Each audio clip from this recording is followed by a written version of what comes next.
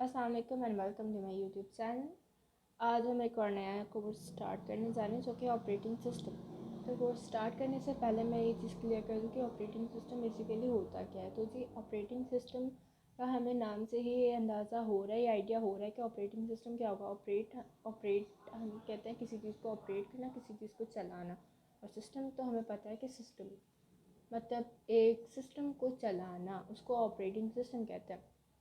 अगर हम real life example ले लें तो देखें, अगर हम अपनी एग्जांपल लेते हैं इंसान की, तो देखें हमारे अंदर दिमाग है, हमारा ब्रेन है जो हमें चला रहा होता है। ठीक है, जैसे अगर इस वक्त मैं बोल रही हूँ तो इस वक्त मेरा ब्रेन जो है ऐसे सिग्नल्स दे रहा है मुझे कि मुझे बोलना है, मुझे क्या बोलना है। सारी चीज़ें मेरा ब्रेन इतनी फास्टली कर रहा है कि मुझे पता भी नहीं चल रहा है। ये सारा कुछ मेरा ब्रेन कर रहा है, मैं खुद से नहीं कर रही। ठीक है, मेरा ब्रेन मुझे ये सिग्नल्स दे रहा है कि जी हाँ मुझे ये बोलना है, मुझे ये बोलना है, इस तरह बोलना है, ऐसे बोलना है, ये करना है, वो करना है। ठीक है, हम पानी पी रहे होते हैं, ग्लास उठाना है, पानी उसमें डालना है, फिर उसको पीना है, सारा सिग्नल्स हमें हमारा ब्रेन दे रहा होता है। आपने देखा है जो अब नॉर्मल लोग होते हैं तो वो कोई भी चीज़ प्रॉपरली नहीं कर पाते। क्यों? क्योंकि उनका ब्रेन वीक होता है, उनका ब्रेन इतना काम नहीं करता कि वो लोग प्रॉपरली कोई काम कर सके। ठीक है, एक ठीक से कोई काम कर सके। तो सारा जो गेम होता है वो दिमाग का होता है, ब्रेन का होता है, जो हमें ऑपरेट कर रहा होता है। इसी तरह से जिस तरह से हमें चलाने के लिए हमें दिमाग की ज़रूरत है, वैसे हमें पता है कि हम कंप्यूटर के अंदर कंप्यूटर के ब्रेन को सीपीयू को कंप्यूटर का ब्रेन कहते हैं। तो उस सीपीयू को चलाने के लिए उसको एक ऑपरेटिंग सिस्टम की भी ज़रूरत है। जैसे हमारे ब्रेन के अंदर एक नर्वस सिस्टम है जो हमें चला रहा होता है। ठीक है, उसी तरह से सीपीयू के अंदर ऑपरेटिंग सिस्टम है जो उसे चला रहा होता है। ठीक है जी, तो किस तरह से चला रहा होता है वो हम आगे पहले डेफिनेशन देखते हैं इसकी।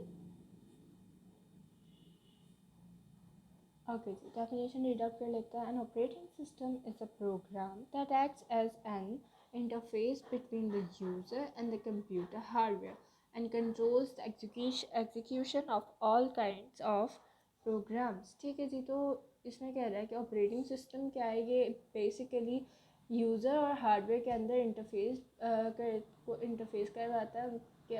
मतलब हमें अगर कोई चीज़ करवानी है तो हम डायरेक्टली जा कर के हार्डवेयर को नहीं कह सकते। इसका एक सिंपल एग्जांपल ये कि हम डायरेक्टली जा कर के अपनी सीपीयू को नहीं कह सकते कि जी मुझे ये करना है, ये कर दो, अभी मुझे ये प्रोग्राम चलाना है, ये चला दो। उसको चलाने के लिए हमारा एक पूरा प्रोसेस हो रहा होता है। तो वो पहले तो ये प्रोसेस इतना फास्टली हो रहा होता है कि हमें पता भी नहीं चलता कि पीछे कितना कितना ज़्यादा काम हो गया और हमें एक सेकंड में उसका रिजल्ट मिल गया। ठीक है, ये डायग्राम देख लेते हैं। ये देखिए, user 1, user 2, user 3, user n। तो ये सारे हमारे यूज़र हैं।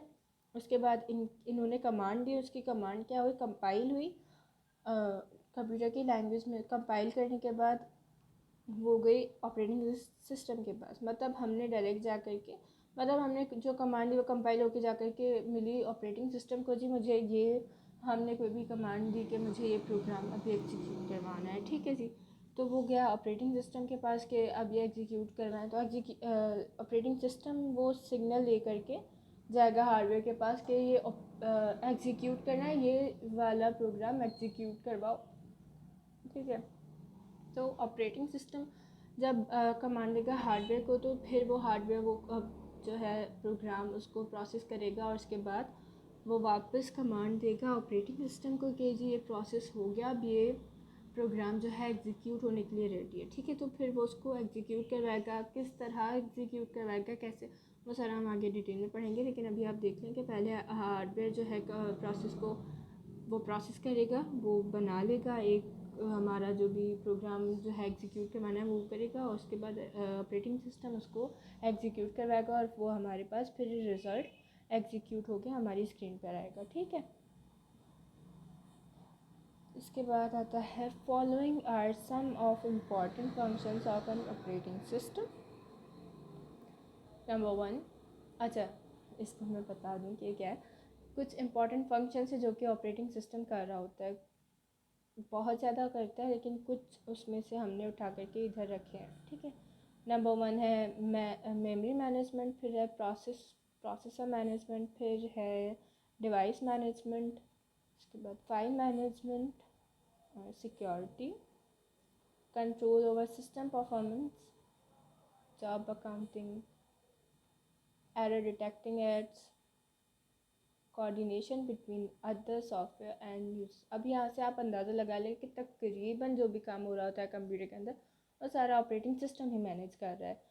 ठीक है, मेमोरी से लेके सॉफ्टवेयर यूज़र की कोऑर्डिनेशन तक का सारा काम जो है हमारा ऑपरेटिंग सिस्टम कर रहा है। मतलब ए टू जी सारा काम ऑपरेटिंग सिस्टम के बगैर ऐसे समझे कि कंप्यूटर चलाना एक बहुत ही, जैसे एक बंदा वेंटिलेटर पे होता है कि चल तो रहा है, ज़िंदा तो है, लेकिन उसको एक मशीन की ज़रूरत है, उस पर डिपेंड कर रहा है, तो ये वैसे ही हो जाएगा।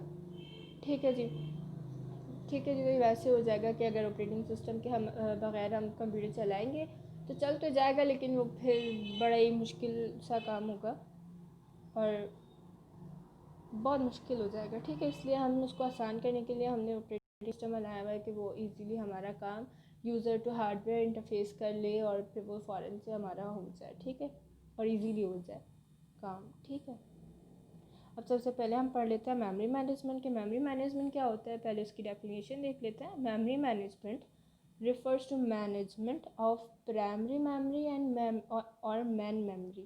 ठीक है जी, ये जो है बेसिकली मेमोरी मैनेजमेंट क्या है कि ये मैनेजमेंट होती है प्राइमरी मेमोरी और मेन मेमोरी की। ठीक है, प्राइमरी मेमोरी हमने पढ़ा है कि दो तरह की मेमोरीज होती हैं, प्राइमरी मेमोरी होती है, एक मेन मेमोरी होती है। ठीक है, प्राइमरी मेमोरी के अंदर हम अपनी सारी जो भी होती हैं हमारी ये डेटा और प्रोग्राम्स वगैरह हम स्टोर करते हैं। और मेन मेमोरी के अंदर क्या होता है, मेन मेमोरी के अंदर वो वाले कुछ कुछ वो वाले आते हैं हमारे प्रोग्राम्स जो हमने अभी प्रोसेस करवाने हैं, जो अभी एग्जीक्यूट करने हैं, वो हमारे मेन मेमोरी के अंदर स्टोर होते हैं। ठीक है, main memory is a large array of words or bytes with where each word or byte has its own address। main memory क्या है, एक बहुत बड़ा एरे है वर्ड्स और बाइट्स का, जिसके जिसमें सारे उन वर्ड्स और बाइट्स का अपना एक अलग एड्रेस होता है। एक एक बाइट का अलग अलग address,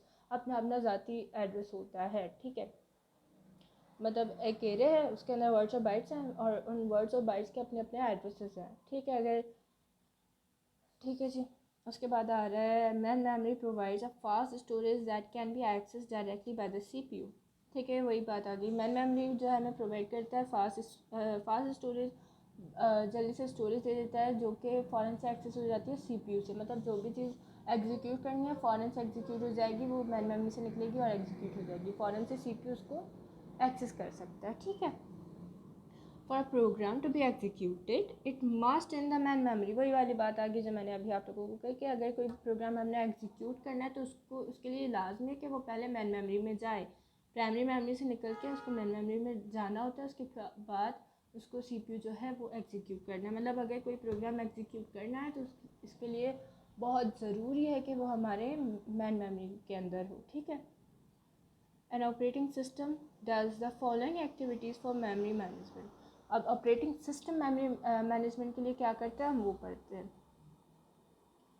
Keeps tracks of primary memory, what part of it are in use by whom, what part are not in use। ठीक है, अब जो है ये ऑपरेटिंग सिस्टम जो है ट्रैक कर रहा होता है प्राइमरी मेमोरी को कि इसका कौन सा वाला पार्ट अभी यूज़ में, जो यूज़ में है उसको उठा करके मेन मेमोरी के अंदर लेकर जाएगा, और जो यूज़ में नहीं है उसको जो है जो यूज़ में नहीं है वो तो नहीं है, उसको मेन मेमोरी में नहीं लेकर जाएगा। ठीक है, उसके बाद in multi programming the OS decides which process will get memory when and how much. और मल्टी प्रोग्रामिंग के अंदर जो है ऑपरेटिंग सिस्टम जो है वही डिसाइड करता है कि कौन से प्रोसेस के लिए हमें कितना स्पेस चाहिए, कब चाहिए और कब चाहिए और कितना चाहिए। मतलब अगर हमारे पास बड़ा सा जो है एक प्रोग्राम है तो उसके लिए ज़ाहिर ज़्यादा स्पेस चाहिए होगा, तो उस प्रोसेस के लिए हमें कितना स्पेस चाहिए, कितनी मेमोरी चाहिए और किस वक्त चाहिए, तो ये सारी चीज़ें ऑपरेटिंग सिस्टम देख रहा होता है। हमारी मैन मेमोरी के अंदर ये सारी चीज़ें होंगी ना, allocates the memory when a process requested to do so। ठीक है, वो स्पेस बनाएगा, जगह देगा, मेमोरी देगा, जगह स्पेस बनाएगा एक प्रोसेस के लिए स्पेस बनाएगा। जब उसको ये जो है रिक्वेस्ट और कमांड दी जाएगी कि आप ये करो, मतलब अगर मुझे एक प्रोग्राम एग्जीक्यूट करना है तो मैंने इसकी कमांड दी, तो वो फ़ौरन से उसके लिए उसकी साइज़ के हिसाब से जो है मेमोरी के अंदर एक पूरा बनाएगा स्पेस कि अब ये इधर इसको प्रोसेस करना है, ठीक है। और जब वो एग्जीक्यूट हो जाएगा तो क्या होगा, जब हमने एलोकेट कर दी उसको स्पेस, उसको मेमोरी मिल गई हमारे प्रोग्राम को, वो प्रोसेस हो गया। अब क्या करेंगे, प्रोसेस हो गया मतलब एग्जीक्यूट होगा, मतलब हमारी मेन मेमोरी से वो प्रोग्राम जो था वो निकल गया, एग्जीक्यूट हो गया। तो अब क्या होगा, deallocates the memory when a process no longer needs it or has been terminated. जब वो एग्जीक्यूट हो जाएगा, टर्मिनेट हो जाएगा, तो मेन मेमोरी के अंदर से जो है वो डीएलोकेट्स कर देगा मेमोरी को, ठीक है। जो स्पेस उसने बनाई थी उस प्रोसेस के लिए वो सारी डीएलोकेट कर देगा जब वो हमारा प्रोग्राम जो है टर्मिनेट हो जाएगा, ठीक है। तो एक छोटा सा एक लेक्चर था, उम्मीद है आप लोगों को समझ आ गया होगा। अगर नहीं आया तो आप मुझे कमेंट करके जो कन्फ्यूजन है वो क्लियर कर सकते हैं। उसके अलावा जो है, अगर अभी तक आपने चैनल सब्सक्राइब नहीं किया तो वो भी कर दें, और वीडियो को लाइक, कमेंट और शेयर भी कर दें ताकि दूसरों को भी इससे फ़ायदा हो, ठीक है जी। Thank you so much, thanks for watching and अल्लाह हाफिज़।